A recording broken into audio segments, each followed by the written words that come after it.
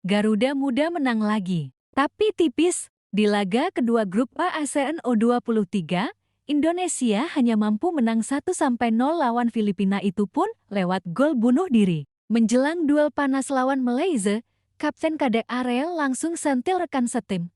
Jangan buang peluang, ini bukan cuma sekadar evaluasi, tapi sinyal keras dari pelatih Gerald van den Burg. Kenapa penyelesaian akhir jadi masalah klasik timnas? Apakah Malaysia bisa memanfaatkan celah ini? Dan mampukah Garuda Muda tampil lebih tajam di laga penentu? Semua akan kita bongkar di Cek Fakta. Tekan tombol subscribe, pasang notifikasi, dan siap kupas tuntas sepak bola tanpa basa-basi. Kadek Arel sentil pesan Gerald van den Burg menjelang duel Indonesia vs Malaysia. Kapten Timnas U23 Indonesia Kadek Arel menyentil pesan pelatih Gerald van den Burg menjelang laga terakhir grup A ASEAN U23 2025 kontra Malaysia, Senin 21/7 lusa.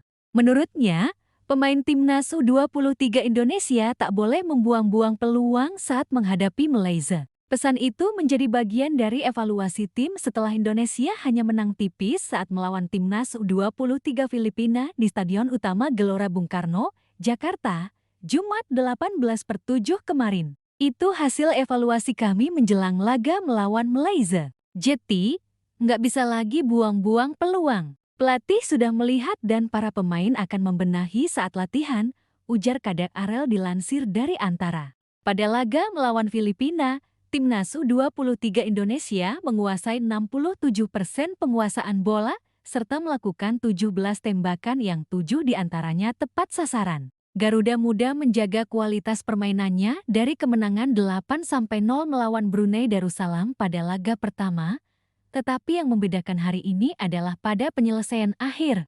7 tembakan Garuda Muda menemui jalan buntu setelah kiper Filipina Nicholas Guimarães tampil gemilang di bawah mistar gawang. Satu-satunya gol Indonesia juga hanya tercipta melalui gol bunuh diri Hami Roskuilo pada menit ke-23. Gol ini diawali dari lemparan ke dalam tajam dari Robby Darwish. Kami punya Robby Darwish yang memiliki kualitas di lemparan ke dalam dan berusaha memanfaatkan kelebihannya itu, kata Kadek Arel. Bek Bali United ini mengaku senang kembali mendapat kepercayaan sebagai kapten tim dan menjadi starter. Statistik tak pernah bohong. Melawan Filipina, Timnas U23 Indonesia mendominasi. Ball possession, 67% tembakan, 17 total on target, 7 gol, cuma 1 itu pun bunuh diri. Artinya, meski Garuda Muda tampil menekan sejak awal, finishing mereka masih jadi PR besar. Jika lawan Filipina saja tidak bisa diselesaikan dengan skor meyakinkan, bagaimana saat berhadapan dengan Malaysia, rival klasik di Asia Tenggara? Kapten tim Kadek Arel bek tangguh Bali United tak segan bicara blak-blakan. Itu hasil evaluasi kami menjelang laga lawan Malaysia. Nggak bisa lagi buang-buang peluang. Pelatih sudah lihat, pemain akan benahi di latihan. Bahasa Kadek Arel jelas. Pesan pelatih Van den Burg sudah disampaikan ke pemain, efisiensi wajib. Tak ada gunanya dominasi bola kalau gol tak kunjung lahir. Kadek Arel Peyatna bukan nama asing. Bek asal Bali ini mulai mencuri perhatian di Liga 1 bersama Bali United. Dikenal lugas, disiplin, dan punya mental kuat. Musim lalu, dia tampil konsisten dan berani duel di udara. Di Timnas U23, Arel diplot jadi kapten menggantikan Rizky Ridho yang kini naik ke level senior. Tanggung jawab Arel di lapangan, mengatur lini belakang, membimbing rekan setim lebih muda, menjadi perpanjangan tangan pelatih. Salah satu senjata andalan Garuda Muda yang menarik perhatian adalah Robby Darwish. Pemain Persib Bandung ini punya spesialisasi unik, lemparan ke dalam jarak jauh. Gol bunuh diri Filipina kemarin pun bermula dari throw-in tajam Robby. Tak ubahnya umpan silang, lemparan Robby kerap menciptakan kemelut di kotak penalti. Kadek Arel pun mengakui, kami berusaha memanfaatkan kelebihan Robby. Ini senjata tambahan kalau jalan lain buntu. Gerald van den Burg bukan nama sembarangan. Mantan pemain timnas Belanda era 1980-an ini membawa filosofi sepak bola Eropa. Disiplin taktikal, penyelesaian akhir efektif, minim sentuhan tak penting. Setelah laga lawan Filipina, Van den Burg disebut menyoroti, Terlalu banyak sentuhan di kotak penalti kurang tenang saat peluang emas tercipta. Pemain terlalu sering overplay. Pesan Van den Burg jelas. Main simpel, akurat, efektif. Di ASEAN, Indonesia vs Malaysia selalu punya tensi tinggi dari tim senior sampai level U23. Bagi Garuda Muda, duel kali ini krusial.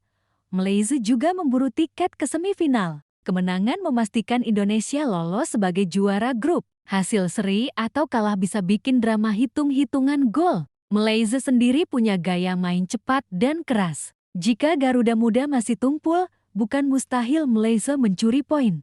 Kalau menilik beberapa pertemuan terakhir di ASEAN U23 banding 2023, Indonesia menang 2-1. 2022. Indonesia menang adu penalti di semifinal. 2019. Malaysia menang 1-0.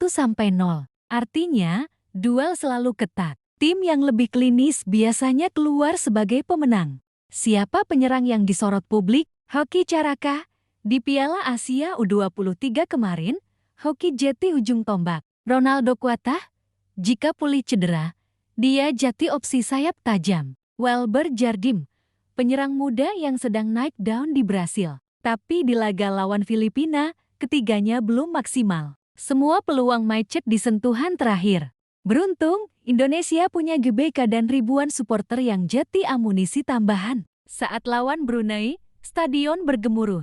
Saat lawan Filipina, tensi sempat turun karena gol tak kunjung datang. KDRL meminta publik tetap mendukung.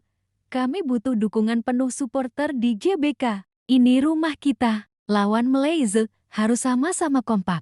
Kalau lolos dari Malaysia, Garuda Muda diprediksi jumpa runner-up grup B kemungkinan besar Vietnam atau Thailand. Di fase gugur, masalah penyelesaian akhir tak bisa lagi ditoleransi. Satu peluang bisa jadi pembeda antara pulang atau final. KDRL Priyatna lahir di Denpasar, Bali, pada 2003. Ia memulai karier sepak bolanya di Akademi Bali United. Talenta Arel menonjol berkat kemampuan membaca permainan lawan, disiplin menjaga garis pertahanan, keberanian duel 1-1. Saat Piala AFF U19 2022, nama Arel mulai diperhitungkan. Meski Indonesia gagal lolos ke final, permainan bertahan tim menuai pujian. Sejak itu, ia rutin dipanggil ke timnas kelompok umur. Di Liga 1 musim lalu, Arel mencatat rata-rata 2,5 tackle sukses per laga, catatan tinggi untuk bek muda. Selain itu, Arel juga dipercaya jadi kapten di level U23, bukti mental dan kepemimpinannya diakui pelatih. Stefano Kugura atau Tiko, pelatih Bali United, pernah memuji Arel. Dia pemain yang selalu mau belajar. Dia tidak hanya kuat bertahan, tapi juga bisa membantu membangun serangan. Dia pemain masa depan Indonesia. Bek sekelas Arel jarang ditemukan. Ia punya postur ideal untuk duel udara. Kecepatan cukup baik untuk menutup pergerakan penyerang lawan. Karakter kepemimpinan alami. Filosofi Van den Burg bisa disimpulkan dalam 3 kata. Disiplin, direct, efektif. Di Timnas U23 Indonesia, Van den Burg perlahan membentuk pola 4-3-3 dinamis. Full ball overlap membantu serangan. Penekanan high pressing di area lawan. Memanfaatkan transisi cepat. Problemnya, semua taktik modern itu bisa percuma jika finishing di kotak penalti tumpul. Itulah yang kini jadi PR utama tim. Kalau mau jujur, problem finishing timnas bukan barang baru. Di Piala AFF 2022 senior, Indonesia sering dominan tapi mandul di depan gawang. Piala Asia 2023, peluang banyak, gol minim. Level U23 juga sama.